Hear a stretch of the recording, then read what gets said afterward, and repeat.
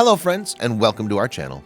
Our today's video is about facial reconstruction just solved a mystery that stumped historians for centuries.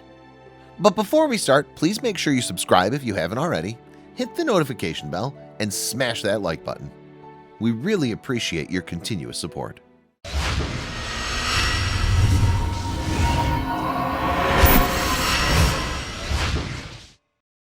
Inside a sarcophagus at the Pantheon in Rome sits a skull from the 16th century that's supposed to belong to one of Italy's most famous painters, Raphael. But without any DNA to compare it to, experts hesitated to confirm that it was really Raphael resting in the tomb. In response, a team of anthropologists created a digital reconstruction of the skull and have come to a conclusion that settles the mystery once and for all. High Renaissance. How did they attribute the skull to Raphael in the first place? Well, that part of the story was established by historians by tracing his past, most active during the Italian High Renaissance, yet his early life was anything but young, creative. Raphael was born in Urbino, Italy in 1483 to Magia de Battista Chiarla and Giovanni Santi. His mother died when he was only 4, leaving his artist father to raise him. Giovanni fostered a creative environment of painting and philosophy lessons, though their peace didn't last. Early losses. When Raphael was 11 years old, his father died too.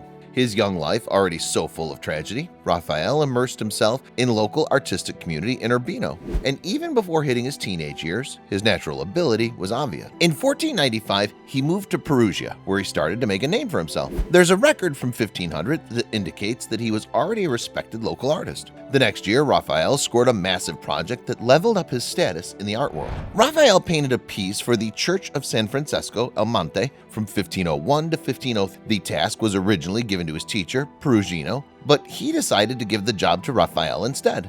Perugino knew his skilled student was ready for the challenge. Florence Bound. After this series of paintings, Raphael decided to move on and expand his artistic boundaries. He said goodbye to Perugino and traveled to Florence, drawn by major names like Michelangelo and Leonardo da Vinci, close to the Pope. Raphael's career took him to Rome next, at the request of Pope Julius II. That's where the blossoming painter was discovered by a wider audience, thanks to a close relationship and connections through the pontiff. Vatican Frescoes. One of Raphael's major projects was creating frescoes inside the Vatican. Known as the Raphael Rooms, each of the 4 areas is part of the Apostolic Palette. Not all the areas were painted by Raphael though. Some of his assistants filled in, following his instructions. Madonnas. This is also where Raphael painted a series of Madonnas, or depictions of the Virgin Mary. These included the Alba Madonna, Madonna di Foligno, and Sistine Madonna. All of these portrayed gentle, brightly detailed figures, invoking a sense of peace for onlook. Portrait mode. Well known for his breathtaking religious depictions, Raphael also painted self-portrait. These are the basis of our modern ideas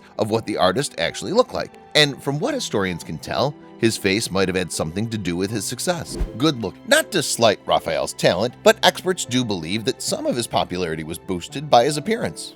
Apparently, he was rather easy on the eyes and had a charismatic personality that made him well-liked within the artistic community. But his legacy was cut short.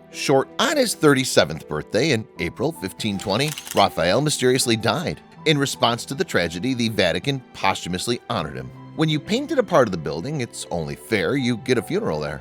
Cause of death. Historians still debate Raphael's true cause of death. The initial theory blamed syphilis, but a 2020 study suggested a different killer, lung disease. If that was the case, his doctors mistreated his illness, plunging him deeper into sickness and ultimately causing his death. Mysterious gravesite. Another mystery that surrounds Raphael's death is where he was laid to rest. Researchers believed he might be buried at the Pantheon, and in 1833, a human skull that was believed to be Raphael's unearthed in the temple.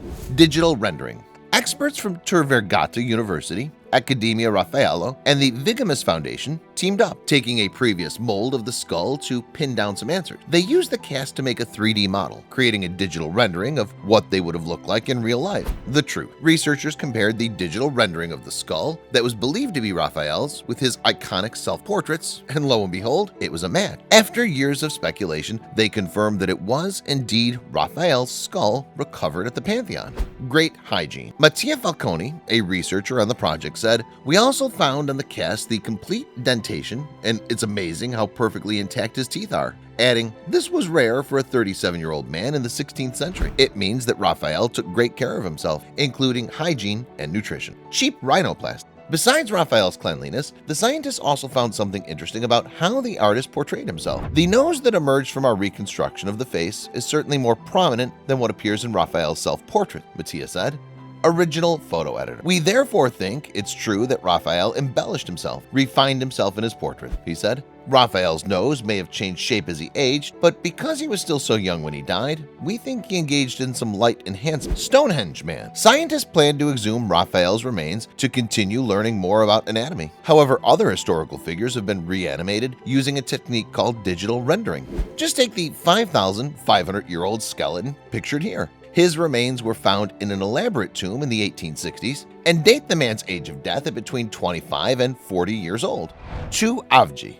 This 9,000-year-old Greek woman is known as Avgi. She lived during the historical era in which the region was transitioning from a society of hunter-gatherers to one centered around agriculture, though she died young at age 18. Boxton man. Known as the Boxton man, his true identity is believed to be that of Simon Gudmundi, the dean of the Diocese of Linköping, who was murdered on May 12, 1491. Researchers believe that the politician Hemming Gott orchestrated Gudmundi's murder so that he could take his place as dean.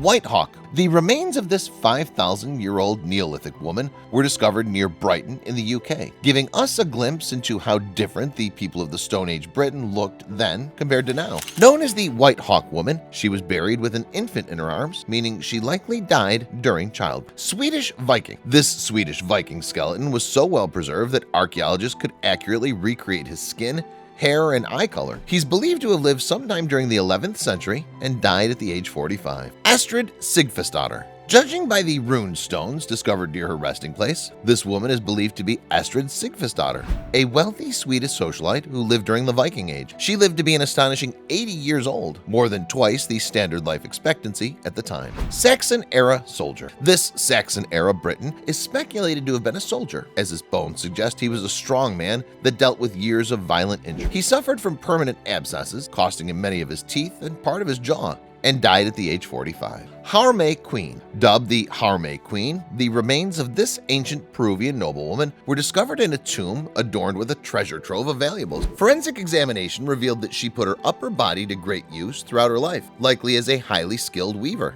King Henry VIII's archer. Though he may not look like it, this was one of King Henry VIII's elite archers. He was one of the 92 near-complete skeletons recovered in 1982 from the wreckage of the Mary Road, which sank more than 300 years earlier in 1545.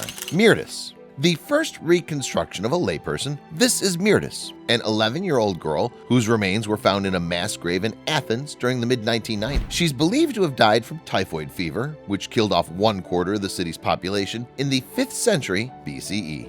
Modern artists combined busts of Augustus to produce this rather boyish depiction of the great emperor. They based his reddish hair on pigmentation from ancient paintings of Octavian. Looking at photos of more recent historical figures, it's stunning to realize that some were perfect doppelgangers of modern celebrity. Early psychiatrist Herman Rorschach, for instance, looks just like Brad Pitt, and he's not alone either. Back in the 1800s, Matthew McConaughey had a secret double, and he looks all right. The key difference is that Matthew drives a Lincoln, while his old-fashioned doppelganger voted for Lincoln. That bearded man looks like he could be Ellen DeGeneres' great-grandfather, but he's actually author Henry David Thoreau. Ellen probably wouldn't mind some alone time out in the woods, but Thoreau wouldn't fare too well hosting a daytime talk show. Eddie Murphy hasn't appeared in too many movies in recent years. Could it be because he's busy traveling back in time? This picture makes it seem like a possibility. These two guys could easily be trading places. Did you enjoy today's story?